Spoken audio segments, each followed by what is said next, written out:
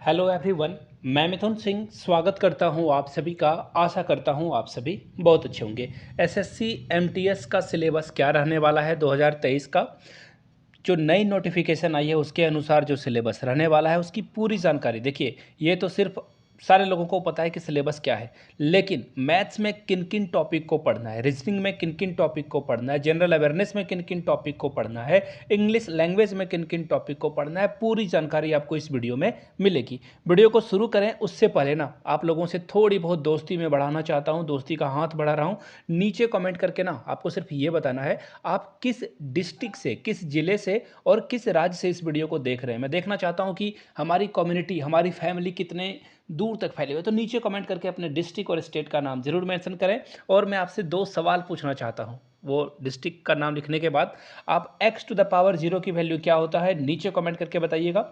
दूसरा सवाल आपके सामने ये रहा, गांधी जी के किसी एक बुक का नाम लिखिए जो गांधी जी ने लिखा था। तो गांधी जी की कोई लिखी हुई बुक का नाम लिख देना है और पहला x टू द पावर 0 की वैल्यू क्या होगी। तो चलिए सिलेबस की ओर बढ़ते हैं और डायरेक्ट ना सिलेबस में जो भी बातें हैं वो सारी बातें आपके सामने क्लियर करके मैं रख देना चाहता हूँ। ये देखो नोटिफिकेशन है।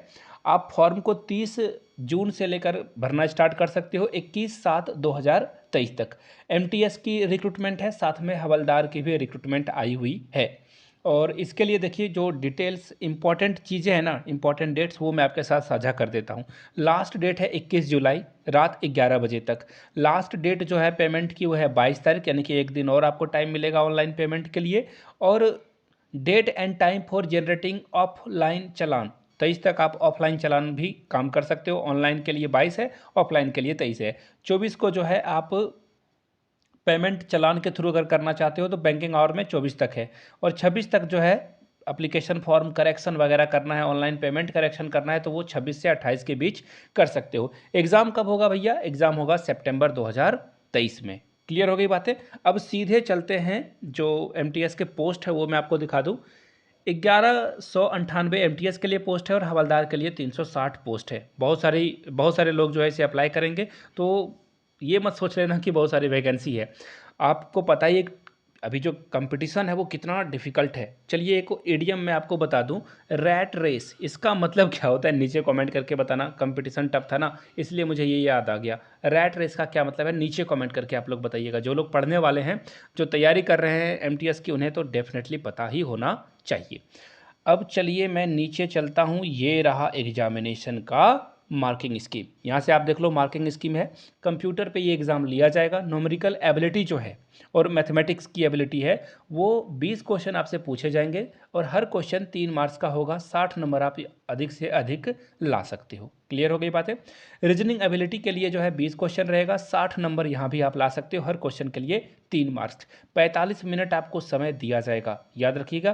45 मिनट में आपको 40 क्वेश्चन सॉल्व करने हैं। देखिए टाइमिंग का थोड़ा सा यहाँ पे प्रॉब्लम आपको देखने को मिलेगा। कुछ और चीज़ें देख लेते हैं। जो सेक्शन 2 में सब्जेक्ट्स हैं वो देख लो आप। सेक्शन 2 में क्या सब्जेक्ट है भैया? जनरल अवेयरनेस 25 क्वेश्चन, नंबर मिलेंगे 75, हर क्वेश्चन के लिए 3 मार्क्स। और इंग्लिश लैंग्वेज और कॉम्प्रीहेंशन के लिए 25 नंबर आपको देखने को मिलेगा और 25 क्वेश्चन और 75 मार्क्स। Same timing 45 minute. तो कुल मिलाकर 90 मिनट का एग्ज़ाम होगा, 1.5 घंटे का एग्ज़ाम होगा। मैं आपको यहाँ से लिख देता हूँ फ्रेश से। देखिए 90 मिनट का एग्ज़ाम होगा। 90 मिनट में आपको कितने क्वेश्चन सॉल्व करने हैं? 90 क्वेश्चन को सॉल्व करना है। यहाँ से 40 और यहाँ से 50, 90 क्वेश्चन 90 मिनट। क्लियर हो गई बातें? अब देखिए डिटेल सिलेबस क्या रहने वाला है न्यूमेरिकल और मैथमेटिक्स एबिलिटी की। देखिए यहाँ से आपको दिख रहेगा, it will include question on problem related to integer. Integer से क्वेश्चन पूछा जाएगा। इंटीजर किसे कहते हैं? इंटीजर कहते हैं उसे जो कि -3, -2, -1, 0, 1, डॉट डॉट डॉट, इधर भी डॉट डॉट डॉट, यानी कि नेगेटिव, पॉजिटिव और जीरो को इंक्लूड कर लिया जाए तो उसे हम लोग इंटीजर बोलते हैं। इंटीजर से सवाल आएंगे। इसके अलावा होल नंबर, एलसीएम, एचसीएफ से प्रश्न आएगा। डेसिमल, फ्रैक्शन से प्रश्न आएगा। डेसिमल तो समझ ही रहे हो आप, फ्रैक्शन भी समझ रहे हो। आगे देखिए, रिलेशन बिटवीन नंबर, यानी कि नंबर के बीच का संबंध से प्रश्न पूछा जाएगा। फंडामेंटल अर्थमेटिक ऑपरेशन से सवाल पूछा जाएगा। बोर्ड मास से सवाल पूछा जाएगा। परसेंटेज से प्रश्न पूछा जाएगा। रेशियो प्रोपोर्शन से प्रश्न पूछा जाएगा। वर्क एंड टाइम से प्रश्न पूछा जाएगा। डायरेक्ट और इन्वर्स वेरिएशन से भी सवाल आपको देखने को यहाँ पे मिल जाएगा। इसके अलावा एक्चुअली जो है रेशियो प्रोपोर्शन मैंने बोल दिया, एवरेज, औसत, सिंपल इंटरेस्ट यानी कि, और सिंपल इंटरेस्ट के बाद कंपाउंड इंटरेस्ट है या नहीं मुझे नहीं पता, शायद सिंपल इंटरेस्ट तक ही है। प्रॉफिट एंड लॉस से प्रश्न पूछा जाएगा। Discount, area and perimeter of basic geometric figure यानी कि स्क्वायर, रेक्टेंगल, ट्रायंगल, जो ये है इनको ट्रेपीजियम, इनको करके जाना है आपको। इसके अलावा distance and time, line angles, इसके अलावा जो है सिंपल ग्राफ से भी प्रश्न आपसे पूछ लिया जाएगा। स्क्वायर और स्क्वायर रूट से भी प्रश्न पूछे जाएंगे। रीजनिंग की अगर मैं बात करूँ तो रीजनिंग में देखिए जो इंपॉर्टेंट बातें हैं वो है alpha numerical series, coding decoding, analogy से प्रश्न पूछा जाएगा। डायरेक्शन से प्रश्न पूछे जाएंगे, है ना, डायरेक्शन तो आप समझ ही रहे हो। सिमिलैरिटीज और डिफरेंसेस के बीच सवाल पूछा जाएगा। जमलिंग वर्ड आएंगे, यहाँ से देख लो। प्रॉब्लम सॉल्विंग और एनालिसिस से प्रश्न पूछा जाएगा। नन वर्बल रीजनिंग से सवाल पूछा जाएगा जो कि डायग्राम पे बेस होगा। एज कैलकुलेटर से सवाल पूछे जाएंगे। कैलेंडर और क्लॉक से प्रश्न पूछ लिया जाएगा। जनरल अवेयरनेस में देखिए the board coverage of the test will be social studies, history, geography, art, culture, civics, economics से सवाल पूछ लिया जाएगा। साइंस भी आपको पढ़ना है, इन्वायरमेंटल स्टडीज़ भी पढ़ना है। कहाँ तक? क्लास 10 तक के सारे एनसीईआरटी को आप जो है घोंट जाइए। अब बात करते हैं इंग्लिश लैंग्वेज की। इंग्लिश लैंग्वेज और कॉम्प्रिहेंशन में देखिए क्या क्या सवाल पूछा जाएगा। वोकैब पूछा जाएगा यानी कि वर्ड वाले प्रश्न। ग्रामर से भी प्रश्न पूछे जाएंगे। सेंटेंस स्ट्रक्चर से क्वेश्चन। सिनोनिम्स, एंटोनिम्स से सवाल पूछे जाएंगे। कॉम्प्रिहेंशन भी रहेगा आपके लिए।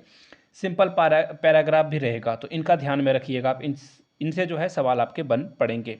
अब देखिए फिजिकल एफिशिएंसी टेस्ट की अगर मैं बात करूं, पीईटी फिजिकल एफिशिएंसी टेस्ट, तो आपको चलकर जाना है 15 मिनट में 1600 मीटर आपको चलकर दिखाना है मेल के लिए। फीमेल के लिए 1 किलोमीटर जो है 20 मिनट में चलकर जाना है। 1600 मीटर, ठीक है ना, 1600 मीटर कितने हो गए? 1.6 किलोमीटर आपको जो है चलना है। कितने सर? 15 मिनट में।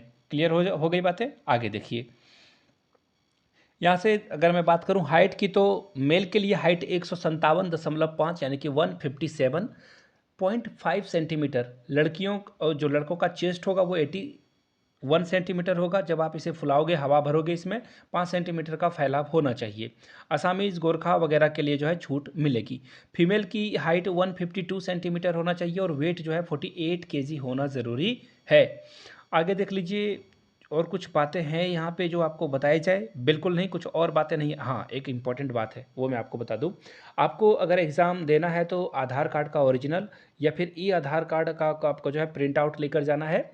Voter ID, driving licence, PAN card, passport या फिर यूनिवर्सिटी, कॉलेज या स्कूल के द्वारा जो आईडी कार्ड होता है, तो इन चीज़ों को लेकर जाइए, तभी आपको वहाँ पे प्रवेश दिया जाएगा। एंट्रेंस में आपको अंदर जाने के लिए दिया जाएगा। बाय द वे, वीडियो अगर आपने यहाँ तक देख ली और ये वीडियो पसंद आया हो आपको, तो अपने दोस्तों और रिश्तेदारों तक शेयर करें और कमेंट सेक्शन में ना जय हिंद जरूर लिखें। वीडियो को यहाँ तक देखने के लिए आपका बहुत बहुत शुक्रिया। Have a good day. शुभ रात्रि।